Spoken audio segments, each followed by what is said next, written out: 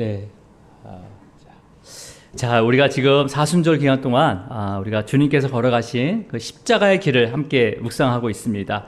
여러분, 예수님께서는 십자가 길을 떠밀려서 아니면 제자들의 배신에 의해서 어쩔 수 없이 걸어가신 것이 아닙니다. 그죠? 예수님을 잡으러 온 자들에게 뭐라고 하셨으면 내가 그니라 라고 말씀하시면서 이미 하나님께서 택하신 그 영혼들을 대신해서 자신의 몸까지도 내어주기로 허락하신 거죠. 예. 그래서 여러분, 저와 여러분도 영혼 구원을 위해서 우리의 몸까지도 내어줄 수 있는 삶이 준비되어 있으면 우리는 그 십자가의 길을 걸을 수가 있는 거죠. 그죠? 예. 여러분이 걸어야 하는 그 십자가의 길은 예수님께서 이미 걸으셨죠. 그죠? 걸으셨습니다. 처음에 예수님이 걸으신 그 십자가의 길은 저주의 십자가의 길이었고 또 멸망의 십자가의 길이었고 사망의 십자가의 길이었어요. 누구도 걸어가고 싶지 않은 길이었지만 예수님은 하나님의 뜻인 것을 알고 또 그 길을 걸어갔죠. 그죠?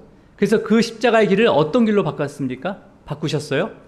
생명의 십자가로, 구원의 십자가 길로 걸어갔어요. 그럼 우리가 걸어가는 길은 어떤 십자가의 길이 되는 거예요?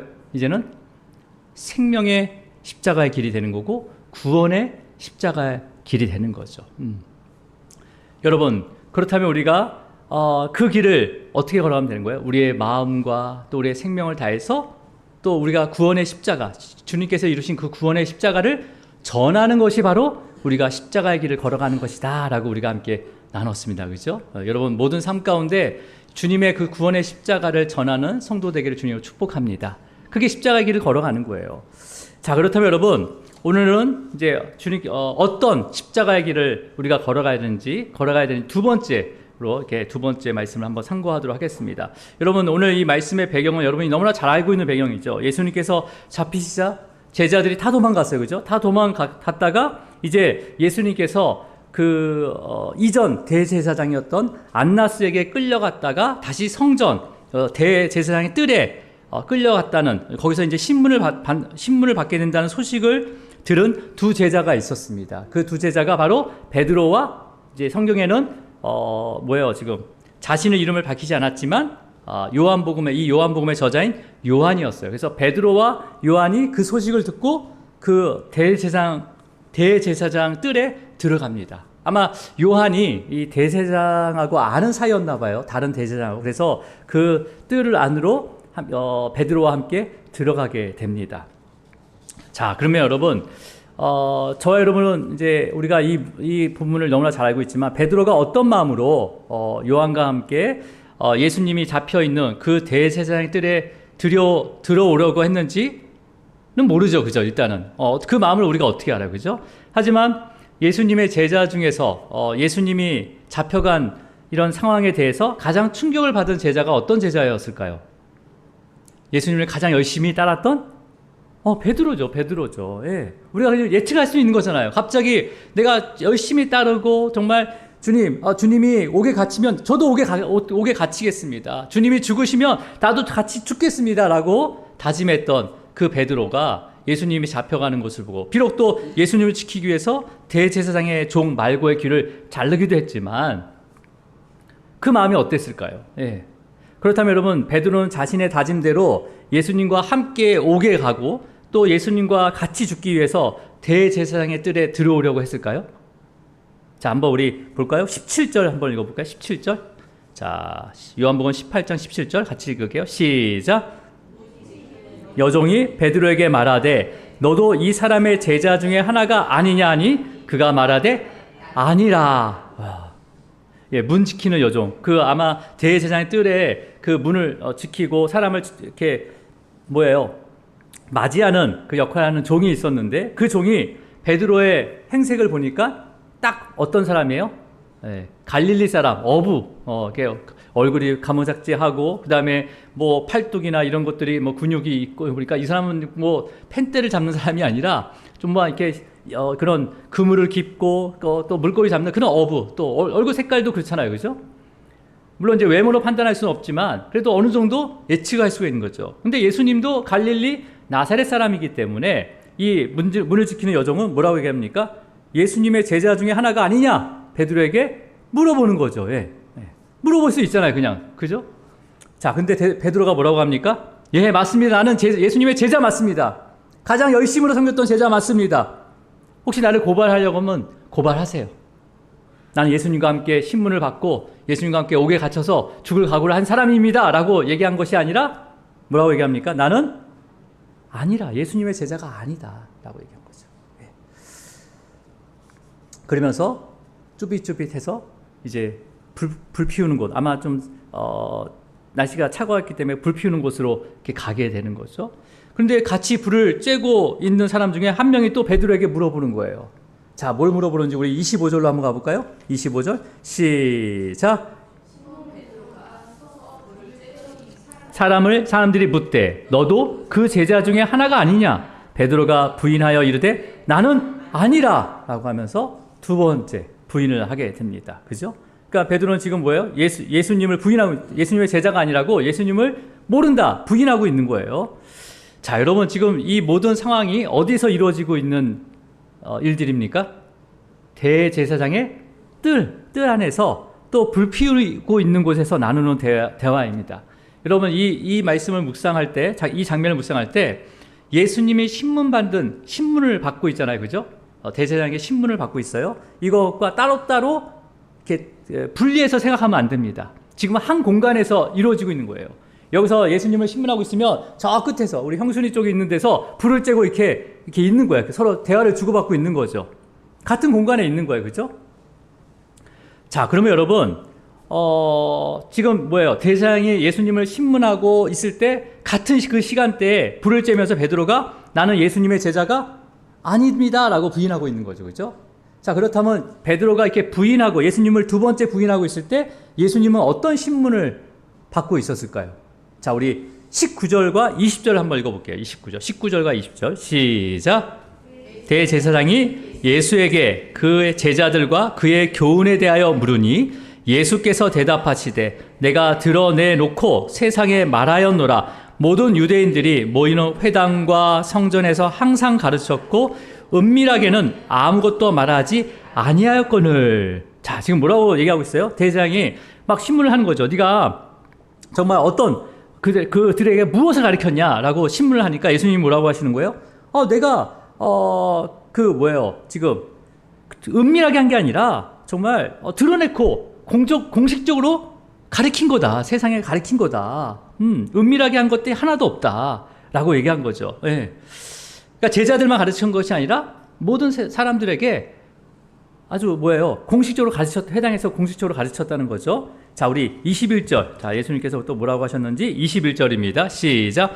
어찌하여 내게 묻느냐? 내가 무슨 말을 하였는지 들은 자들에게 물어보라. 그들이 내가 하던 말을 아느니라. 라고 해요. 이 들은 자들은 뭡니까? 예수님의 가르침을 받은 자들, 제자들로부터 또 회당에서 가르침을 받았던 많은 사람도 있을 거 아니에요. 그들에게 물어보라는 거죠. 왜 나한테 물어보냐? 그들이 어떤 것을 들었는지, 어떤 것을 배웠는지 그들이 더 잘 알지 있지 않겠냐라고 말씀을 하시는 거죠.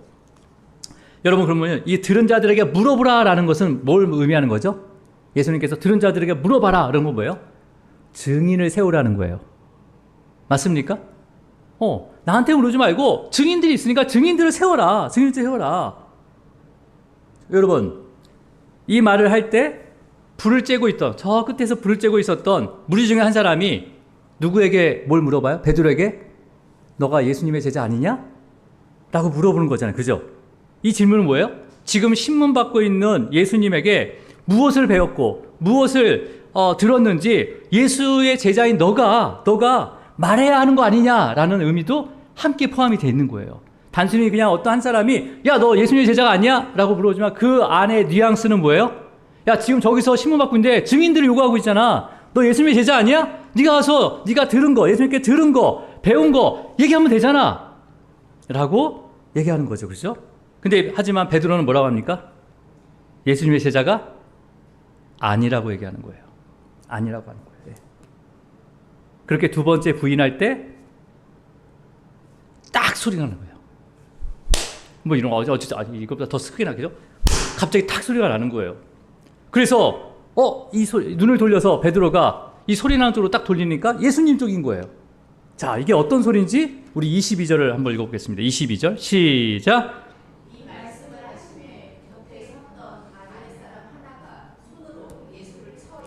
내가 대제사장에게 이같이 대답하느냐 하니. 자, 이 소리는 어떤 소리예요? 아랫사람, 대제사장의 곁에 있던 아랫사람, 종이죠, 종. 아랫사람이 손으로 예수님의 볼을 친 거죠. 볼을 친 거죠. 얼굴을 친 거예요. 그냥. 여러분, 지금 아랫사람이 대제사장이 신문하는 중에 예수님을 손으로 얼굴을 쳤다는 것은 뭐예요? 이 예수님을 신문하는 것이 얼마나 불의하고 그 다음에 일방적인 것을 보여주고 있는 거죠. 여러분, 유대인의 그 재판 절차에 따르면 언제나 누구를 세웁니까? 먼저 율법에 두세 사람의 증인을 세우는 거예요. 그래서 피고를 변호할수록 먼저 재판이 시작됩니다. 그러니까 재판의 시작은 뭐냐면 그러니까 그 피고의 변호해 줄 수 있는 증인을 듣는 거예요. 증인 사람의 들을. 그게 사람이 두세 사람인데 그 사람이 시간 제한이 없어요. 누가 변호를 하다 보면 이 변호 너무 많이 합니다. 좀 끊어주세요. 막 이렇게 얘기하잖아요. 지금은요. 근데 율법상에서는 그 사람이 하고 싶은 변호를 다 할 수 있도록 그 변호가 하루 종일 피고를 변호하는 것도 다 받아줬단 말이에요. 근데 지금 예수님의 이 재판은 어떤 재판입니까? 그러니까 공의로운 재판이에요? 불의한 재판이에요, 지금? 증인도 안 세우고. 그리고 또 무슨 말을 하니까 그냥 그 얼굴을 싸대기를 그냥 칠 정도로 지금 불의한 재판을 하고 있는 거죠. 그죠? 예. 그러니까 증인을 세울 생각도 안 하는 거죠. 세울 생각도 하지 않고 있는 거예요. 그죠? 그러니까 오죽했으면 대제사장 그 뜰에서 불을 쬐던 사람이 예수님의 제자 같은 자를 어떻게 해요? 물어보는 거예요. 그냥 물어보는 게 아니에요. 이 상황을 전체적으로 봤을 때 그 같은 공간에서 예수님께 듣고 배운 것에 대해서 네가 말해줄 수 있는 거 아니냐? 네가 예수님 제자 아니야? 라고 물어본 거죠. 그런데 베드로는 어떻게 합니까? 자기도 불의한 재판을 받을 것을 두려워해서 어떻게 하고 있는 거예요? 네, 부인하고 있는 거죠. 아마 베드로가 부인하지 않고 당당하게 나는 예수님의 제자입니다. 예수님이 가르치신 거, 전한 거 다 이런 거였습니다. 라고 증언했다면 아마 재판의 결과가 어떻게 했습니까? 구속, 취소 이렇게 해서 풀려날 수도 있었겠죠. 하지만 여러분, 베드로는 자신이 또 잡혀서 이런 불의한 재판을 받을까봐 두려워서 예수님을 부인하고 있는 거죠, 지금요. 자, 이제 다시 이때 여러분 대제사장의 종 한 명이 다시 베드로에게 다시 물어요. 자, 묻습니다. 자, 26절이에요. 26절 시작. 대제사장의 종 하나는 베드로에게 귀를 잘린 사람의 친척이라 이르되 내가 그 사람과 함께 동산에 있는 것을 내가 보지 아니하였느냐라고 했어. 지금 예수님이 동산에서 잡혀가실 때 베드로가 예수님의 잡혀가신 것을 막기 위해서 대제사장의 종 말고의 귀를 딱 쳤단 말이에요. 근데 그 옆에 그 대제사장 말고의 친척이 있었단 말이에요. 그래서 누가 쳤는지 유심히 봤겠죠. 그러고 보니까 지금 불빛 가운데 어렴풋이 보이는 그 실루엣이 그 사람 같다는 거예요. 그러면 야, 네가 그러면 가서 얘기해봐라. 증인으로 세울 수 있는 거잖아요. 그죠? 자, 근데 어떻게 해요 지금? 베드로의 마지막 대답은 어떤 대답입니까? 오늘 읽었던 본문절 27절이에요. 시작. 이에 베드로가 또 부인하니 곧 닭이 울더라. 예수님께서 베드로에게 예언한 대로 베드로는 예수님을 몇 번 부인하게 됩니까? 닭이 울기 전에 3번 부인하게 됩니다. 예. 여러분, 이 다른 복음서 누가복음에서는요, 이 마지막의 장면을 예수님께서 그 베드로를 보셨다라고 기록이 되어 있습니다. 자, 한번 우리 누가복음 한번 볼까요? 누가복음 22장인데요. 22장 60절과 62절을 우리 천천히 한번 같이 읽어보겠습니다. 22장 60절에서부터 62절. 자, 우리 3절인데 우리 천천히 읽을게요. 시작. 베드로가 이르되 이 사람아 나는 내가 하는 말을 알지 못하노라. 아직 말하고 있을 때 닭이 곧 울더라. 주께서 돌이켜 베드로를 보시니 베드로가 주의 말씀 곧 오늘 닭 울기 전에 내가 3번 나를 부인하리라 하심이 생각나서 밖에 나가서 심히 통곡하니라. 지금 베드로가 마지막 세 번째, 나는 도무지 이 사람을 알지 못합니다 라는 것을 예수님도 그 안에서 들으신 거예요. 그죠? 그래서 그 베드로를 돌이켜서 어떻게 합니까? 베드로를 보시는 거죠. 그냥 보신 게 아니죠. 여러분, 그러면 예수님만 베드로를 봤을까요? 예수님이 돌이켜서 베드로를 봤어요? 그러면 베드로의 시선은 어디에 있었을까요? 땅바닥에 있었을까요? 아마 순식간에 예수님과의 눈빛이 딱 맞지 않았을게요. 그렇지 않겠어요? 그죠? 예? 예수님과 마주친 거예요. 여기서 보시니 할 때 이때를 복수형을 씁니다. 그러니까 베드로도 함께 눈을 맞췄다는 거죠. 자, 그러면 예수님의 눈빛은 어떤 눈빛이었을까요? 내가 그럴 줄 알았다. 눈에 불꽃이 튀면서 너 그래 이렇게 했을까요? 어떤 눈빛이었을까요? 베드로가 부인할 수밖에 없는 그 연약한 존재임을 긍휼히 여기면서 바라보셨다는 거죠. 베드로 또한 어떤 눈빛이었을까요? 물론 너무나 죄송한 마음도 있지만 나는 그런 사람이 아닌데, 나는 그런 사람이 아닌데, 예수님을 정말 사랑하고 있는데, 나는 예수님을 열심히 내가 섬기려고 했는데 어떻게 나도 모르게 예수님을 한 번도 아니고 어떻게 3번이나 부인했을까라는 이 절망의 눈으로, 절망감 가운데 예수님을 바라보면서 어떻게 합니까? 마지막에 어떻게 하고 있어요? 밖에 나가서 심히 통곡하더라 라고 되어 있습니다. 자, 그렇다면 여러분, 베드로가 이렇게 예수님을 3번이나 부인한 베드로가 예수님의 제자로 다시 어떻게 세워지죠? 어떻게 세워집니까? 부활한 예수님께서 그 베드로를 찾아가시죠. 네. 찾아가셔서 베드로에게 네가 나를 사랑하느냐? 네가 너를 사랑하냐? 너가 나를 사랑하느냐라고 물으시면서 다시 베드로에게 이 제자의 사명을 주셨지만 어떤 마음으로 주셨을까요? 네. 여러분, 그 전에 이미 예수님께서는요, 베드로를 위해서 기도했습니다. 베드로를 위해서 기도했어요. 자, 어떤 기도했을까요? 예수님께서 베드로를 위해서. 자, 우리 누가복음 이 22장, 우리가 읽었던 22장 같은 장에 있는데요. 우리 31절과 32절을 읽어보겠습니다. 31절과 32절. 자, 함께 있습니다. 시작. 사탄이 너희를 밀가부로 하려고 요구하였으나 그러나 내가 너를 위하여 내 믿음이 떨어지지 않기를 기도하였노니 너는 돌이킨 후에 내 형제를 굳게 하라. 여러분, 그러니까 여기서 시몬이 베드로잖아요. 베드로, 그죠? 베드로에게 뭐라고 해요? 야, 사단이 베드로를 포함한 너희들을 밀가부르듯이 뭐예요? 마음을 빡 뒤집어 놓는다는 거죠. 예. 여러분, 오늘 이 자리에 오기까지 예배를 난 오늘 예배 드려야지 하면서 탁 왔습니까? 아니면 오늘 예배를 드릴까 말까? 좀 쉴까? 뭐 이런 마음이 왔다 갔다 하다가 오셨어요. 어떤 마음으로 오셨습니까? 예? 그러니까 지금 뭘 얘기하는 거예요, 지금요? 예. 지금 베드로가 3번 부인한 것은 뭐예요? 베드로의 마음, 이 마음은 정말 주님을 사랑하고 주님을 따르고 싶은 마음이 있었지만 그 두려움 가운데 사단이 두려움을 줘가지고 어떻게 해요? 부인하게 만드는 거예요. 그냥 밀가부르듯이 부인하게 만들어버린 거죠. 3번씩이나 넘어간 거죠. 그러나 내가 너를 위하여 이런 유혹과 이런 흔들림과 이런 이런 연약한 믿음을 위해서 그 믿음이 떨어지지 않기를 내가 기도하였노니, 이거는 기도를 계속 하겠다는 거예요. 그래서 너는 돌이킨 후에 내 형제를 굳게 하라. 이러한 기도를 예수님께서 베드로를 위해서 이미 하고 계셨습니다. 그러니까 여러분, 예수님께서 죽으시고 부활하신 후에 이 자신을 부인한 이 베드로를 찾아가서 베드로를 다시 제자로 부를 수 있었던 것은 뭐예요? 이미 베드로의 연약함을 아시고 베드로를 위해서 믿음이 떨어지지 않도록 계속 기도하고 계셨다는 거예요. 그렇기 때문에 베드로가 3번이나 예수님을 부인하였지만 베드로가 부인한 것을 품을 수 있을 정도로 주님께서는 기도를 하셨다는 거죠.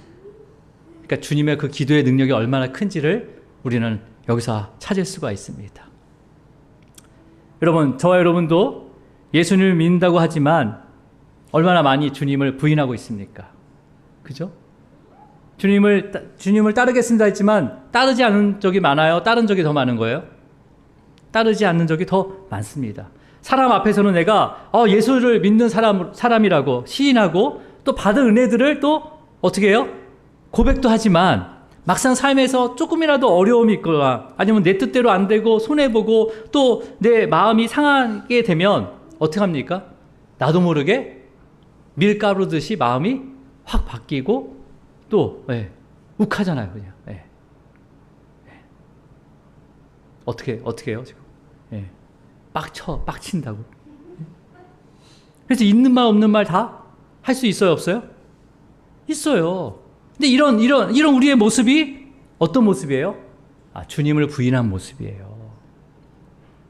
주인을 부인한 모습이라고요. 십자가의 길을 가기를 거부하는 거고 걸어가는 것이 아니라는 거죠. 여러분, 오늘 이렇게 함께 예배를 드리고 말씀을 듣고 예수를 믿는다는 것은요, 결코 나의 능력이 아닙니다.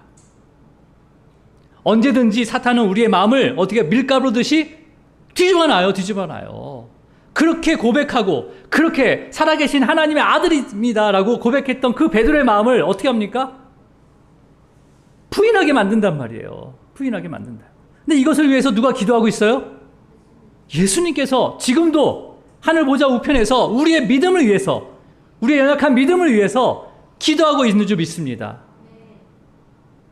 그게 누구든지 시완이, 우리 형순, 찬영이, 다니엘, 우리 집사님, 권사님, 장로님, 목사님, 사모님까지 언제든지 사단이 어떻게 해요? 우리의 마음을 밀가루듯이 뒤집어놔요. 실족하게 만든다고요. 근데 이것을 위해서 누가 기도하고 있다고요? 예수님께서 신실하게 기도하고 있습니다. 너의 믿음이 떨어지지 않기를 내가 기도하고 있다 라고 말씀하시는 거죠. 그래서 우리는 우리의 능력이 아닌 주님의 능력으로, 주님의 기도의 그 은혜 가운데 십자가의 길을 걸어갈 수가 있습니다. 여러분, 그러니까 저와 여러분이 십자가의 길을 걸어간다는 것은 우리 힘으로 걸어가는 게 아니라는 거죠. 주님이 여전히 우리를 붙잡고 기도하고 계십니다. 우리의 믿음이 떨어지지 않도록, 그 다음에 우리를 돌이켜서 너의 형제들을 구원할 수 있도록 기도하고 계시다는 거죠. 여러분, 저와 여러분이 십자가의 길을 걸어간다는 것은 뭐예요? 매순간 주님을 부인하지 않고 주님을 시인하는 삶을 사는 것이 바로 십자가의 길을 걸어가는 겁니다. 또 예수님을 부인하는 것이 아니라 이제는 누굴 부인해요? 자기를 부인해야 되는 거죠. 베드로는 예수님을 부인했지만 베드로 자신은 자기를 부인하잖아. 또 이제 이 베드로 전후서를 통해서 자기가 얼마나 죄인인지 그걸 고백하잖아요. 그죠? 나를 부인해야 되는 거예요. 자기를 부인해야 되는 거죠. 이제는 예수님을 부인하는 것이 아니라 자기를 부인하는 것이 바로 십자가의 길을 걸어가는 겁니다. 그러니까 뭐예요? 나를 부인하는 건 뭐죠? 나는 없다. 나는 주님의 십자가 위에서 주님과 함께 죽었다. 그리고 주님과 함께 더불어 같이 이제는 살아갈 것이다. 이제 주님이 인도하신 그 길을 내가 순종하면서 걸어갈 거야. 어떠한 원망과 어떠한 이유와 핑계 대는 것이 아니라 이제 주님 말씀하신 것을 이해 먼저 하고 걸어가는 삶. 이게 바로 십자가의 길을 걸어가는 삶이고 바로 자기를 부인하는 삶입니다. 그러니까 예수님을 시인하는 것뿐만 아니라 예수님을 부인하지 않는 것, 자기를 부인하면 되는 거예요. 자기를 부인하면 되는 거예요. 여러분, 그래서 자기를 부인하며 걸어가는 것이 바로 진짜 예수님의 제자로서 십자가의 길을 걸어가는 것이라는 것을 기억하기를 축복합니다. 여러분, 이제 마지막 십자가의 길을 먼저 걸어가신 그 주님께서 지금도 이 사탄이 밀가루듯이 흔드는 우리의 연약한 믿음을 위해서 쉬지 않고 기도하고 있다는 것을 분명하게 기억하시기 바랍니다. 오늘 주님께서 말씀하셨잖아요. 그죠? 베드로의 그런 부인 가운데 이미 나는 너를 위해서 기도하고 있다. 그래서 베드로를 찾아가서 다시 세워서 그 믿음의 반석 위에 주님의 몸된 교회를 세우신 거죠. 너의 신앙 고백 위에 세웠다. 여러분, 이 교회는 어떤 교회입니까? 주님을 세우신다는 거예요. 주님의 몸된 교회제, 몸대. 여러분의 신앙 고백 후에 주님의 몸된 교회가 세워지길 축복합니다. 그래서 매 순간 주님의 그 구속의 은혜를 시인하면서 자기를 부인하는 것이 바로 주님이 걸어가신 십자가의 길을 걸어가는 것임을 기억하시기 바랍니다. 그리고 사순절의 기간 동안 더 나를 부인하고 믿지 않는 자들에게 이 구원의 십자가를 증언하고 전하는 우리 주님의 참 제자가 되는 우리 성도들과 교회가 되기를 주님으로 축원합니다. 기도하겠습니다.